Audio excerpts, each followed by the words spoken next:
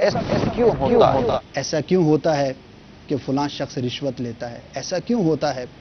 کہ صاحب اقتدار یا صاحب منصب شخص رشوت میں مبتلا ہوتا ہے؟ بالآخر ایسا کیوں ہوتا ہے کہ جب ہم کسی آفس کے اندر جاتے ہیں تو ہمیں رشوت دینا پڑتی ہے؟ باب المدینہ کراچی کی کسی ہسپتال میں جی، ماں باپ اپنے بیمار بچے کو لے کر پہنچے، ایمرجنسی میں داخل کروانا تھا ان کو، گارڈ نے ان سے رشوت مانگی۔ گارڈ کو رشوت نہ دینے کی وجہ سے وہ داخلہ نہیں دے رہا تھا، اور داخلہ نہ ملنے کی وجہ سے بچہ علاج نہیں پا رہا تھا۔ نتیجہ یہ نکلا کہ اس بچے نے ہسپتال کے باہر دم توڑ دیا۔ یوں سمجھیے کہ جیسے کہ اب ہمارے ضمیر کے مرنے میں، ہمارے احساسات کے مرنے میں کیا کمی رہ گئی، اور ان ماں باپ پر کیا بیتی ہوگی جن کے سامنے ان کا بچہ علاج مہیا نہ ہونے کی وجہ سے دم توڑتا چلا جا رہا ہے، اور علاج اس لیے مہیا نہیں ہو رہا کہ وہ رشوت نہیں دے رہے۔ ہسپتال بنتا ہے اس لیے کہ لوگوں کی جان بچائے۔ ہسپتال بننے کی جو بنیادی وجہ ہے جی، وہ ہے لوگوں کو ریلیف دینا، لوگوں کو سہولت دینا، عام آدمی کی بیماری پریشانی جو بیماری کی وجہ سے اس کو دور کرنا۔ اب اس میڈیکل میں، اس میڈیکل کے شعبے میں ہی اگر یہ آ جائے، اب یہ چونکہ رشوت ہماری یوں سمجھے کہ معاشرے کی جڑ بنیادوں میں شامل ہو چکی ہے، تو کہاں پہلے ایک اندر میں جا کر کوئی بڑے لوگ رشوتیں لینے کی کوشش کرتے تھے معاذ اللہ، اب ایسا لگتا ہے کہ نیچے سے لے کر اوپر تک، گارڈ سے لے کر چپراسی تک، جھاڑو والے سے لے کر مطلب کہ ٹیبل صاف کرنے والے تک، پیون سے لے کر بڑے بڑے نام تک، مختلف انداز سے، مختلف ناموں سے، مختلف طریقہ کار سے اپنی غربت، اپنی مفلسی بتا کر، یعنی ایک طبقہ ہے جو روڈ پہ کھڑے ہو کر بھیک مانگتا ہے، پیشہ ورانہ بھیک مانگتا ہے، اور ایک ہے جو اپنے اس پیشے پر رہ کر رشوت مانگتا ہے۔ جی، یہ رشوت مانگنے والا بھی بھکاری کو پسند نہیں کرتا، کیونکہ پیشہ ورانہ بھیک مانگنا اس کو بھی ہمارے علماء نے جائز نہیں لکھا،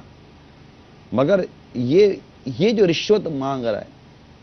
یہ بھیک نہیں مانگ رہا، یہ رشوت مانگ رہا ہے، اور اس انداز سے مانگ رہا ہے کہ اللہ مان والا ہے۔ بھیک مانگنے والا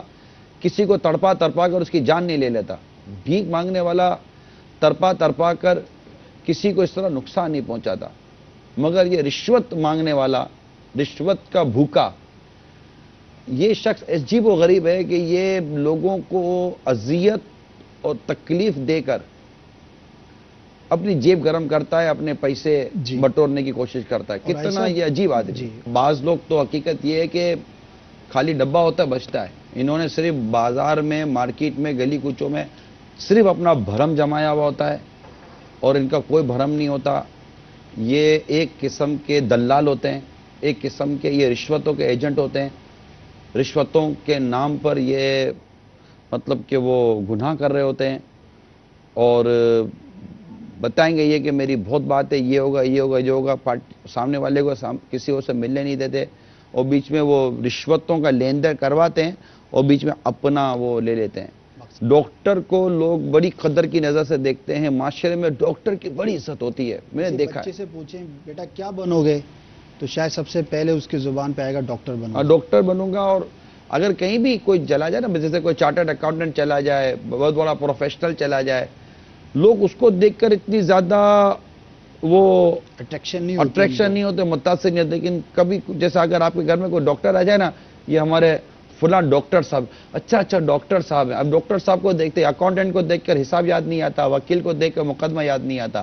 لیکن ڈاکٹر کو دیکھ کر کچھ نہ کچھ مسئلہ ضرور یاد آ جائے گا کہ ڈاکٹر صاحب میرے بچے کو یہ، میرے پیٹ کو یہ، تو میری صحت کو یہ، تو یوں ڈاکٹر کی معاشرے میں بڑی قدر و منزلت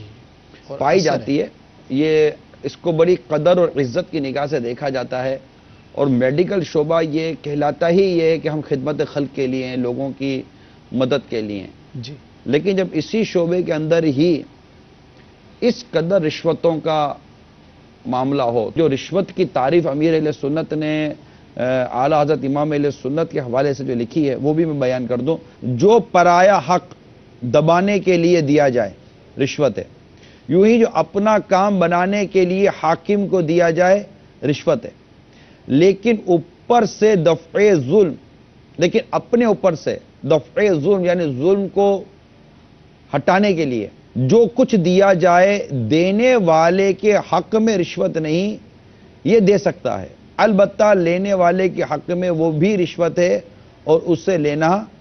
حرام ہے۔ نتیجہ یہ نکلا کہ کسی کا حق دبا کر اپنے حق میں فیور لے لینا، ناجائز طریقے سے فیور لے لینا یا جائز طریقے سے، اور آپ کا حق ہے مگر وہ حق بغیر رشوت دیے مل نہیں رہا ہے، تو آپ اسے فیور ہی لینا، یار میرا کام ہو جائے۔ تو اب یہ دو تین صورتیں سامنے آئی ہیں، برائے کرم غور کیجئے۔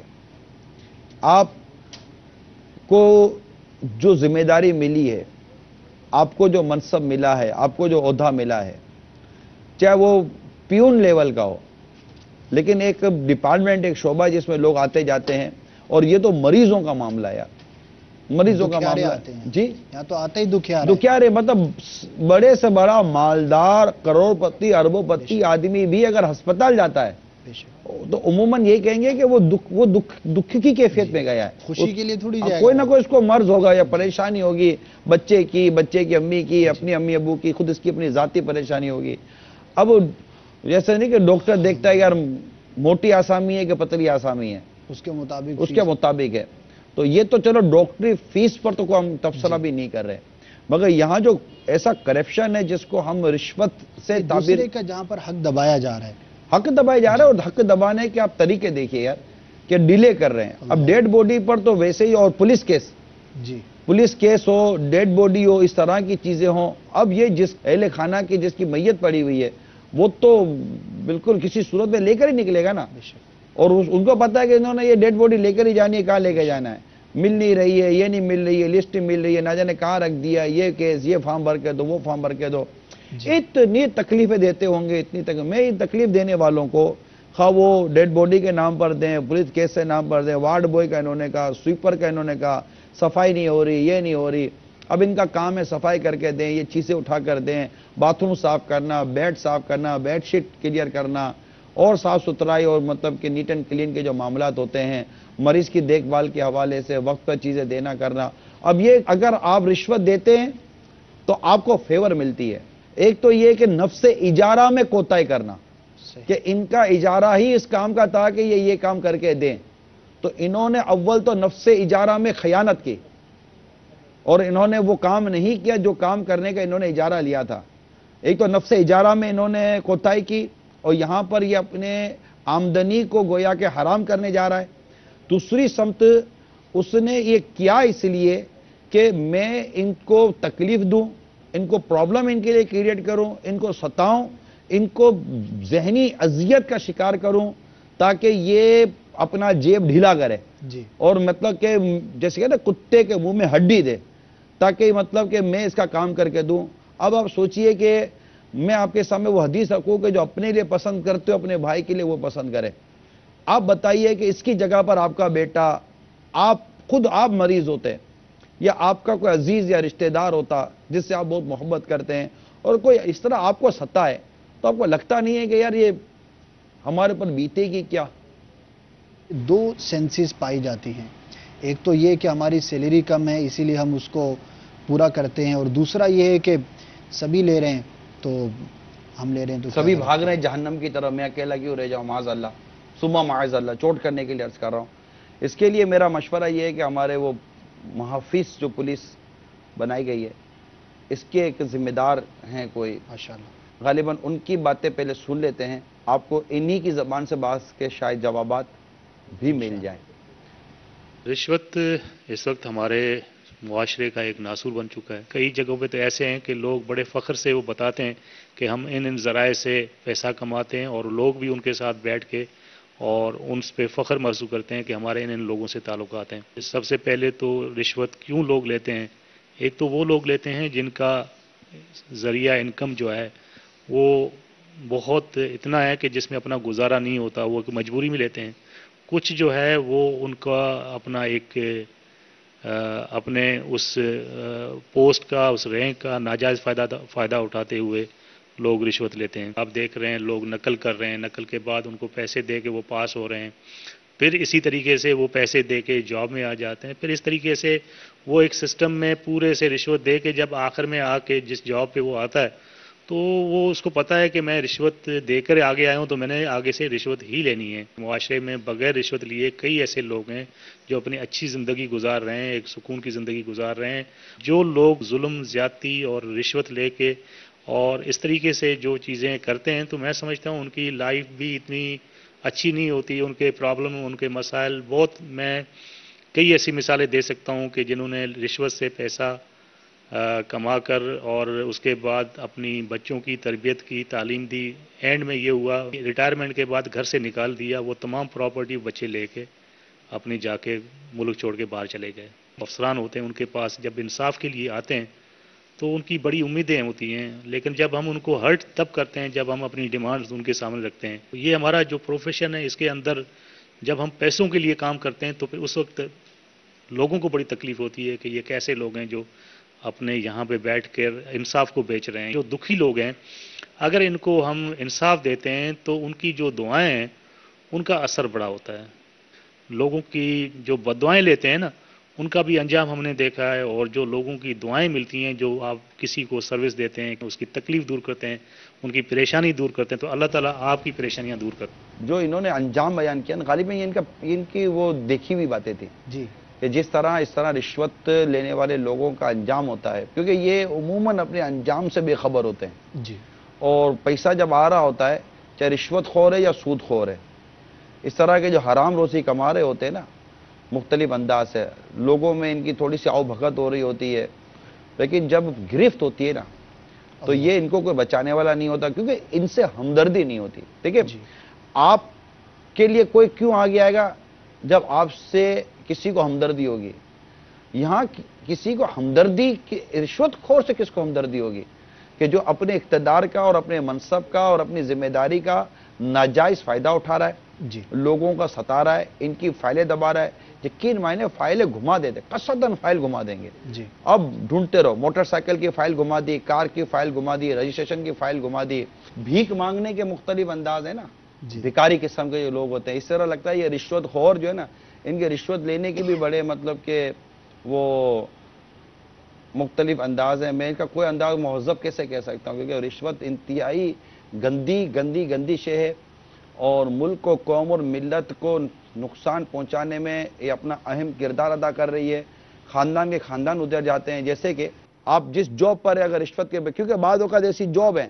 کہ رشوت نہیں لیں گے تو رشوت آگے دینی ہوتی ہے، وہ پوری چین بنی ہوئی ہے کہ اسی کی پوسٹ ہوگی، اسی کو جگہ ملتی ہے جو ہم کو کما کر دے گا۔ جیسے وہ رشوت خور کو اپنا کماؤ ملازم، جیسے کماؤ پتر بناتے ہیں نا، یہ کماؤ ملازم بناتے ہیں اپنا، کہ تو لے اور ہم کو دے، تو لے اور ہم کو دے۔ بعض لوگ تو ڈنڈیاں مارتے ہیں، ان کی رشوتوں کے بڑے معزز انداز ہوتے ہیں، اور وہ پیسے میں سے نہیں لیتے، بڑی ترکیبیں ہوتی ہیں۔ اللہ کی پناہ، اللہ کی پناہ، اللہ کی پناہ، وہ کہلاتے فل جینٹل مین ہے، معاشرے میں بڑے ان کا نام و مرتبہ ہوتا ہے، اور شاید یہ بھی ہوتا ہوگا کہ یہ رشوتیں نہیں لیتے۔ اسی طرح ایوری ویئر